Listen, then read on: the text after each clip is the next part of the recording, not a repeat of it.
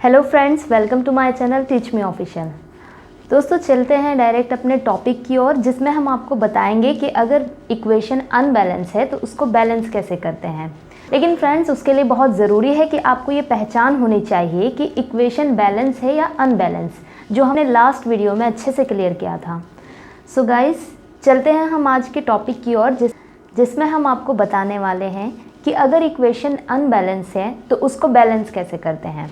So guys, सबसे पहले हम देखते हैं इक्वेशन को, जिसमें है Fe plus H2O equals to Fe3O4 plus H2।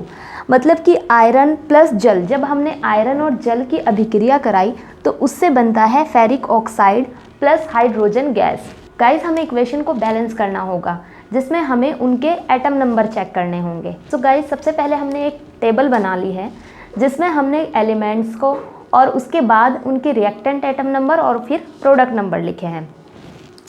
Elements के अंदर जितने भी इस इक्वेशन में एलिमेंट्स आते हैं, आपको वो सब यहाँ पर लिखने हैं। Iron, hydrogen, oxygen. गाइस, ये इक्वेशन 3 एलिमेंट से मिलकर बनी है, आयरन, हाइड्रोजन और ऑक्सीजन। उसके बाद हम इस इक्वेशन में इस एलिमेंट्स के जितने भी एटम नंबर होंगे, यानी कि उनकी परमाणु संख्या जितनी भी होगी, वो हम यहाँ पर नोट करेंगे। जैसे कि हम देखते हैं कि आयरन की एटम नंबर है 1, उसके बाद हाइड्रोजन की 2 और ऑक्सीजन के 1।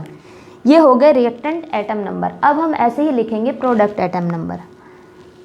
आयरन के हैं 3, हाइड्रोजन के हैं 2 और ऑक्सीजन के हैं 4। अब गाइस, हमने इनके एटम नंबर लिख दिए, इनके परमाणु की संख्या हम लिख चुके हैं। अब हमें इनको इक्वल करना है। बैलेंस करने का मतलब ही होता है कि हमें इनके एटम नंबर को इक्वल करना है। जैसे कि हम यहाँ देखते हैं, आयरन के जो एटम नंबर हैं वो प्रोडक्ट साइड में, मतलब उत्पाद वाले पार्ट में यहाँ पर 3 है, जबकि रिएक्टेंट वाले पार्ट में 1 है। हम इसको इक्वल कैसे करेंगे? अगर हम इसकी मल्टीप्लाई 3 से कर दें तो यहाँ पर ये इक्वल हो जाएगा। जैसे ही हमने यहाँ पर 3 से मल्टीप्लाई की, हमें इस इक्वेशन में यहाँ पर भी 3 से मल्टीप्लाई करनी पड़ेगी।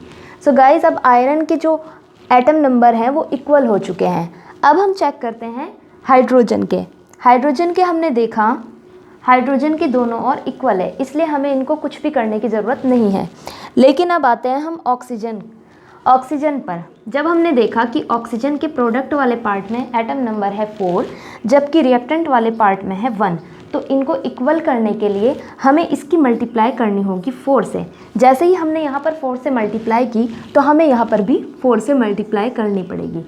लेकिन गाइस, अब आपको ध्यान देना है, हमने जैसे ही यहाँ पर 4 से मल्टीप्लाई की तो हमारे ऑक्सीजन के साथ साथ हाइड्रोजन के भी एटम नंबर बढ़ चुके हैं।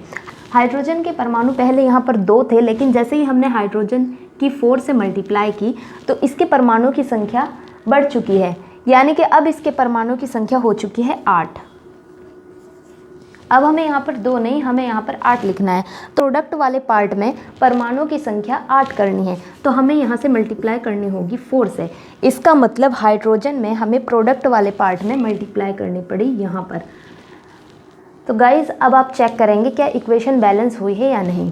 जी, आयरन के परमाणु की संख्या प्रोडक्ट और रिएक्टेंट और प्रोडक्ट दोनों में इक्वल हो चुकी है। ऐसे ही अब हम चेक करेंगे ऑक्सीजन की। यहाँ पर ऑक्सीजन की जो परमाणु की संख्या है वो 4 है, ऐसे ही इस वाले पार्ट में भी 4 हो चुकी है। अब बारी आती है हाइड्रोजन की। हाइड्रोजन की भी परमाणु की संख्या यहाँ पर 8 और यहाँ पर भी 8। इसका मतलब इक्वेशन अब हम बैलेंस कर चुके हैं। चलिए एक और एग्जांपल से हम समझ लेते हैं। सो गाइस, हमने एक और इक्वेशन ली, जिसमें हमने लिए हैं कॉपर प्लस ऑक्सीजन, जिनकी हमने अगर रिएक्शन कराते हैं तो वो मिलकर बनता है कॉपर ऑक्साइड। अब हमें चेक करना है कि क्या ये बैलेंस है या नहीं। तो फ्रेंड्स, हम देखते हैं कि कॉपर के परमाणु की संख्या यहाँ पर 1 है और दूसरी साइड पे भी 1 है। लेकिन गाइस, हम देखते हैं कि ऑक्सीजन के परमाणु की संख्या इस साइड 2 है, जबकि दूसरी साइड 1 ही है। इसका मतलब हमें इक्वेशन को बैलेंस करना पड़ेगा।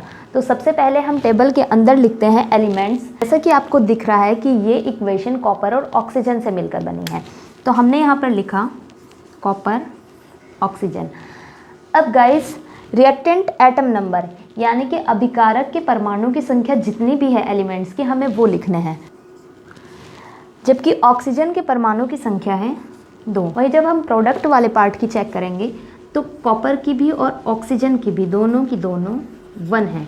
इसका मतलब हुआ कि प्रोडक्ट वाले पार्ट में हमें ऑक्सीजन के परमाणु की संख्या 2 चाहिए, जबकि यहाँ पर 1 ही है, इसलिए हम यहाँ पर इसकी मल्टीप्लाई 2 से करते हैं। और जैसे ही हमने यहाँ पर 2 से मल्टीप्लाई की तो हमें मल्टीप्लाई यहाँ से भी करनी पड़ेगी।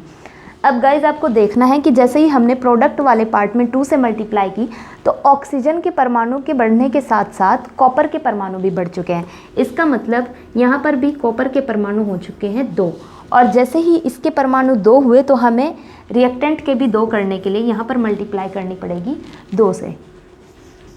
गाइज अब आप चेक कर सकते हैं क्या प्रोडक्ट और रिएक्टेंट दोनों पार्ट्स में इनके एटम नंबर इक्वल है या नहीं। दोस्तों आपके सामने कुछ अनबैलेंस इक्वेशन है जिन्हें आपको बैलेंस करना है। गाइस अगर आप इनका सॉल्यूशन चाहते हैं तो अगली वीडियो को देखना बिल्कुल भी मत भूलिएगा।